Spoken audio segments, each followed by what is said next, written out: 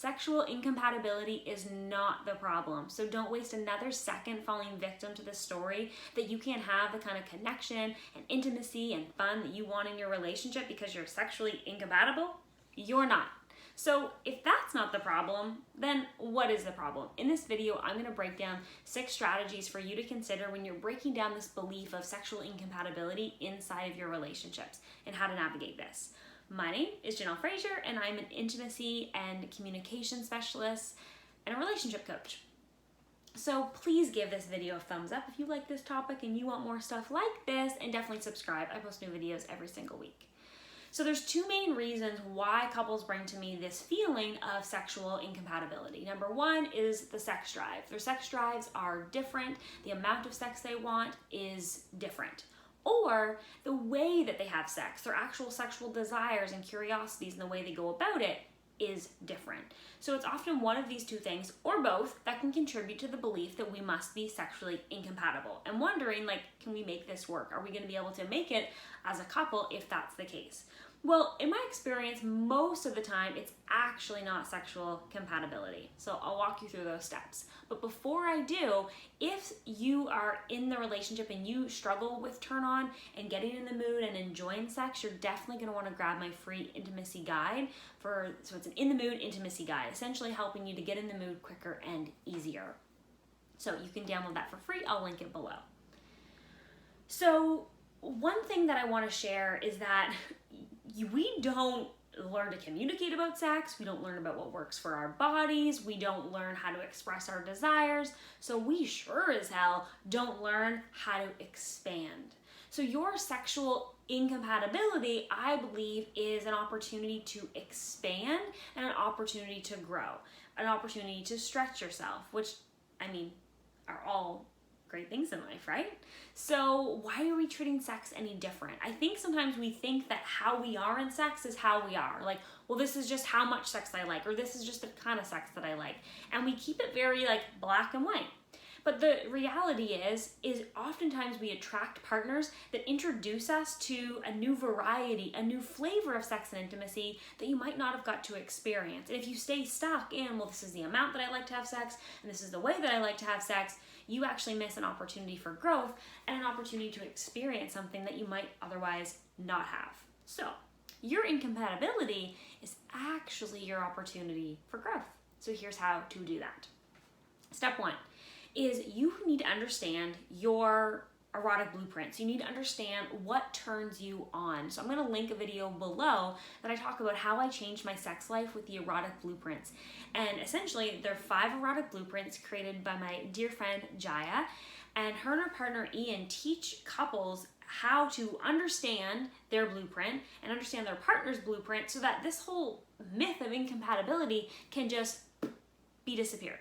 So definitely watch that video to figure out what your blueprint is, because once you understand what turns you on and what turns your partner on, what works for you, it doesn't show incompatibility, it shows opportunity to merge and to grow into where our other partner is taking us. Now, in order to do that, step number 2 becomes really important. I call this the leveling phase. You need to level or get honest with your partner and be able to communicate about some of these topics. Because there's so many nuances of what we desire and how much sex we desire, and it's certainly not black and white. So if there is someone that doesn't desire that much sex, it's likely because you're not doing sex in a way that they actually enjoy. You're not doing sex inside of their blueprint. So when you decide and determine their blueprint and both of your blueprints, that may uncover why they don't have the sex desire or the frequency that your partner that you may want from your partner is simply because you're actually doing sex in a way that isn't enjoyable to them. Does that make sense? And so by changing the way that you approach sex and that you navigate sex, your partner's sex drive might go up. The ways and things that they're interested in might go up. Sometimes our partners aren't interested in certain desires or curiosities that you might be, but the reality is once they can access more of their own turn on and enjoyment of sex, I find it can be easier to cross new bridges and territory. But their sort of path into turn on and into sex might be sort of how it is now, but then we can expand into other territory. But you first need to know what your partner's blueprints are, and then you need to get honest about what it is that you both desire. Because if you're going to bust this myth, you need to just get really clear and honest about what you both want and don't want. And this is not just sexually, because some of the big impacts that can be, struggling inside of our sexuality, or the things that can make us struggle, is essentially that there's other things in our relationship that are going on that are on our minds or on our hearts, or are sort of stuck with us. Past experiences that you don't have closure on, frustrations and built up resentment. And so having these leveling conversations where you can actually get honest about what's really going on in your relationship can help to bust through some of these barriers that make us feel incompatible sexually. Sex is just a reflection of intimacy. It's a form of intimacy. And so what's going on mentally and emotionally in terms of your intimate world is just reflecting inside of your physical intimacy, if that makes sense. So if you guys want to learn how to communicate better and get that emotional and mental side of your intimacy clear so that we can fix any of the physical stuff as well, you definitely want to grab my free training for couples. It's about growing together and not apart. And you're going to leave with some really practical tools and skills and things to actually implement that you are going to experience more improvements from, so that the physical stuff doesn't feel so complicated. The third thing is just acknowledging some patience and some forgiveness that needs to happen. Because as you're learning these new things about your partner, I think sometimes we expect that our partner is just gonna do it our way, or we're gonna move and do it their way. When the reality is we both need to adapt and shift. And oftentimes, both partners' desires and level of sex drive actually has something to offer to the relationship. Right? I want to go slower and sort of build up. And my partner, who can go a lot faster, he may miss all the subtleties and intimacy and connection and sort of yumminess that's available in that slowness if he wasn't my partner. Whereas if I wasn't his partner, I might miss the fun in just in quickies and jumping into sex quickly and being a bit more energetic and vigorous, because I would be more lazy naturally in my sexual approach, more slow, if you will. And so I may miss some of the more, exciting parts of sex. And so we get to complement and bring each other, but you can't expect your partner to just shift over to your way of being. Your way of being is not right. Your way of being is simply where you're limited. And so you guys can expand into each other's blueprints. Now, with this being said, having some, after you get into some of these leveling conversations about what's really going on inside the bedroom, oftentimes what can come up is there could be insecurities and upbringing and shame that is actually sort of blocking the intimacy that you both want to have, or the territory that you want to move into. And so you need some patience and some forgiveness with your partner around just giving them the time to move through some of those things, and the acknowledgement of what might be causing some of the challenges that you guys are experiencing. The fourth step is beginning to experience. Once you have an awareness and conversations around what do I want and what do you want and where's the middle ground, and it's you can create some experiences that I actually share inside of my women's program on In the Mood, how to get in the mood more quickly and easily. I share experiences that these women can bring into their partnerships to actually explore and experiment what works for our bodies. So actually getting out of the conversation bit of it and actually getting into the physical body and trying new things. Most of us have what I call default sex, meaning we just sort of get in and we just do it. Whereas I like to pull back and actually create experiments and plans for each other. We're going to experiment with just massaging one another. I'm going to experiment with how can I make a blowjob really enjoyable and figure out what it's going to take for me to enjoy that experience. And I'm going to practice and I'm going to give this 10-minute, effort into this. The purpose isn't for them to have an orgasm, or the purpose is to experiment. My partner, I don't like how he goes down on me, so we're going to experiment. We're going to set a 5-minute timer, and I'm going to direct him, and so he is, open for that feedback.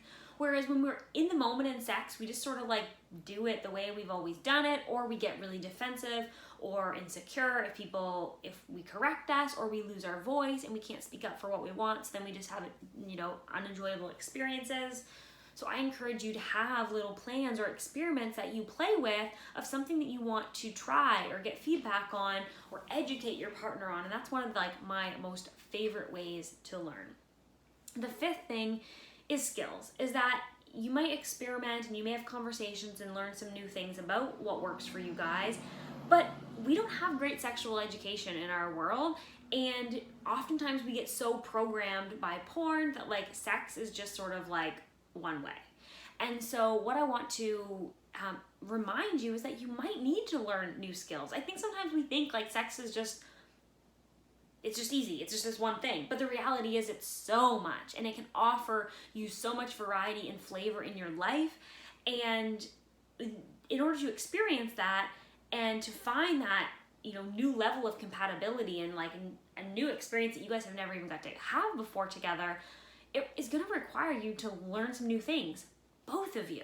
Learning things about your body, learning things about your partner's body. And so don't be afraid to Google or take a course or work with a coach to get some new ideas, because that's where you get to expand your skills and your knowledge. So I know sometimes we don't really know what the options are or where to go. So just really quickly, if you're a woman who struggles to be in the mood or enjoy sex and not really know what works for your body and struggle to communicate that to your partner, I'll link below to my women's program, my In the Mood Women's Experiences. That's going to help you go through that. If you guys are just struggling to communicate and understand one another, or the relationship is tense and has resentment and you don't feel loved and appreciated, and then therefore you don't want to be physical, or you want some help with some ways to experiment, I encourage you to get access to my date night experience, which is 8 dates for couples to go through, that really just lays a beautiful foundation for compatibility and intimacy inside of your relationship. And then the third option, of course, is just booking a private session, an individual session with me to work on what's going on for you, or a couple session to work on what's going on for you together and get some new tools to go home and play with. So to sum all this up, lack of awareness about what you really need and what your partner really needs, getting new sets of knowledge, communicating about them, and then going in and practicing them, we can handle most of these incompatibility issues pretty easily. What I will say, the sixth point that I want to make, is that vulnerability and stubbornness really comes into play. Because when we're trying new things and we're trying to bring our partner over to our side and us over to them, it can be vulnerable and it can be uncomfortable, and therefore we can create this sort of stubbornness in no, I need my needs fulfilled before I'm going to fulfill your needs. And so that is a dance that we need to play with, and just know that some of that stubbornness or uncomfortableness that you might feel it's vulnerable. And just know that that is a part of the process. Just because it's uncomfortable or vulnerable doesn't mean that it's not the right thing to do or that it's wrong. And just notice your stubbornness and the way you might want to shut down or disconnect from your partner, and just recognize your vulnerability and lean into that. Because through vulnerability is where we experience intimacy. You can't have intimacy without vulnerability. You can't have deep soul level compatibility without vulnerability. And so it really is a part of the process, and trying new things and being uncomfortable and having to give feedback, and just be gentle on yourself and your partner as you're learning new things, because it can be a little or a lot uncomfortable for both of you, but so worth it. Okay, I just want to end by saying, I hear some of you thinking well, isn't there sometimes that you are incompatible? Absolutely. Sometimes there are going to be things, there's going to be growth that you don't want to do. There's going to be places that you are not interested in. If you really examine those, and you can stay in the resistance regardless, but if you want, there's ways to move through resistance. It might be shame, it might be insecurities, it might be something that is sort of blocking you. But sometimes you're just not open for things, or you're not open for things right now, and that is fine. But what I want to encourage you to do is not make that desire wrong if your partner has it, or not shut that desire down. Perhaps there's a way that you can explore it. Maybe it's by changing the rules in your relationship. Maybe it's by letting them have a partner to experience these desires or curiosities with. Maybe it's that they watch erotic films or novels, or to, you know, explore that desire. Maybe it's a desire that you guys just talk about, but you don't ever have to explore. So yes, sometimes it can be deal breaker. Sometimes it is a decision on maybe we're just not in the right relationship. Absolutely. But sometimes if the love is there and the respect is there and the communication is there and everything else is great in the relationship, and you go through all these steps and there's still this incompatibility feeling, perhaps there is an opportunity to expand the relationship into new territory and change up the rules in your relationship. Just a little hint. Okay, so I'm curious. I'm always want to know, like, what do you get from these videos? And so what is the step that you believe that you want to focus on the most? Where do you believe that your relationship could grow and expand to navigate this issue of incompatibility? I'm excited to hear. Post your stuff in the comments, and definitely like this video. More people will see it. Subscribe so that you see more videos that come out next. I post every single week. Make it a good day.